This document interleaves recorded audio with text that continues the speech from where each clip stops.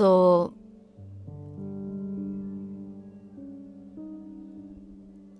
like the moment I locked and I went to place my youngest on the bed because he was feverish. I wanted to continue to sponge him to sleep so that I can do my prayers.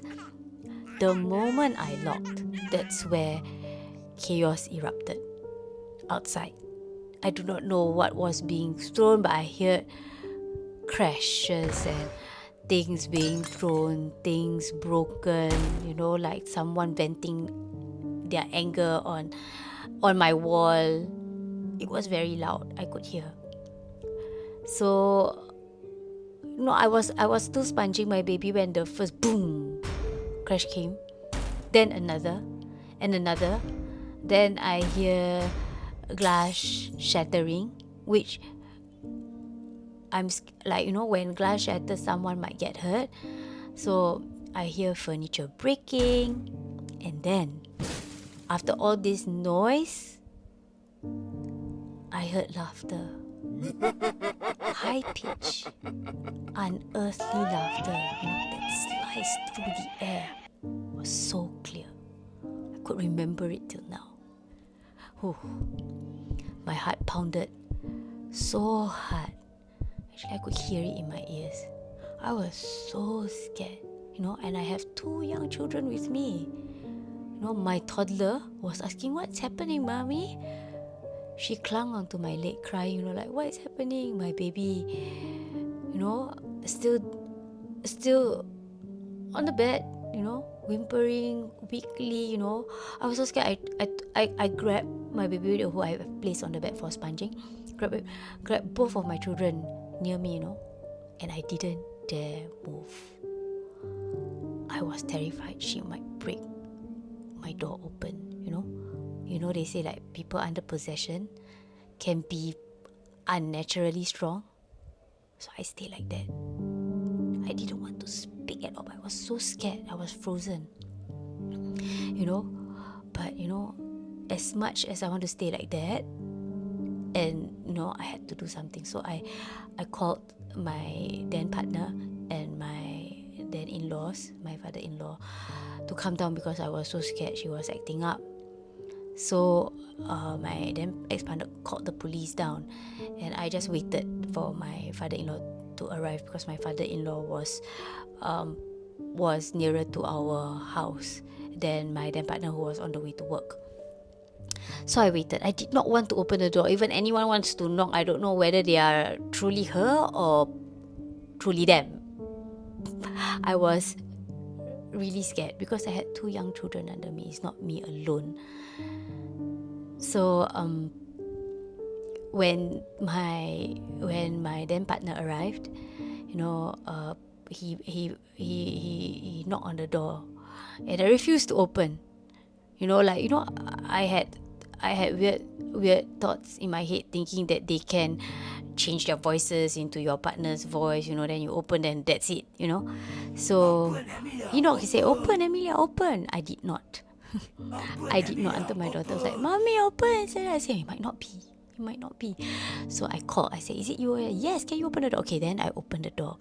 He quickly put me out of the house and brought me over to my neighbor, and I filled my neighbor up with what was happening, and they were scared too, but luckily I have like a CCTV camera at my living room to what I can see, at that aisle. I couldn't see what's in the room, but I could see what's happening, like people outside standing at the room. So my daughter was scared. She was confused and scared as to what is happening, because suddenly it just turned around. So while I was at my neighbor's, the police came. They stood at the hallway. What's the problem here? Talking to her, or trying to. So she just stared at them, smiling. It's the way that I've been told how she smiled was the eerie smile.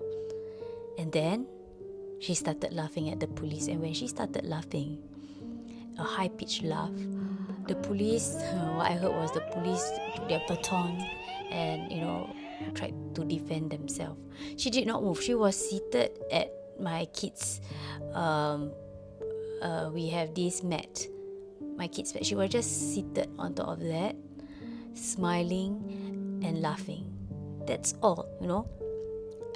I did let my then partner know that he was throwing things, so to be careful. And then she started laughing, which I could hear from my neighbor's house. The same laugh I heard through the door when I initially was with my 2 children before I was saved, and brought to my neighbors. So I heard that the officers exchanged looks. Then one of them said, this isn't a police matter.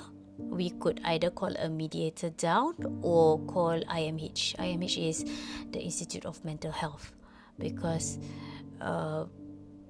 she doesn't seem to be at her right mind.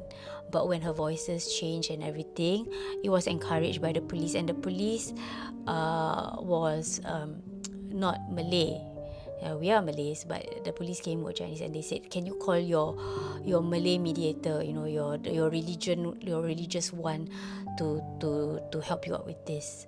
So we understood by what he meant, because this is not something that the police can handle, because it's either a medium, or an ustad, or to IMH.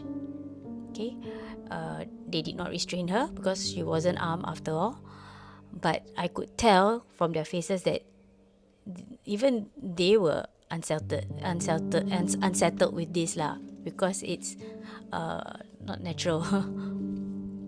So my then partner eventually called a medium, and I watched everything unfold through my phone. I had a CCTV, so I could see everything through my phone from my neighbor's living room. So the session lasted like for 5 hours long. I saw that the medium sitting outside of the door, like 2 of them, and they were like just talking. I couldn't piece out what they actually said, but I know they were seated there for a very long time. I think they were trying to come into a conclusion of what. So when it was finally over, I went out. And I was asking what actually happened, why is it so long? So the media told us that what they believe had happened, because this was all settled within that 5 hours. So before she came to work with us,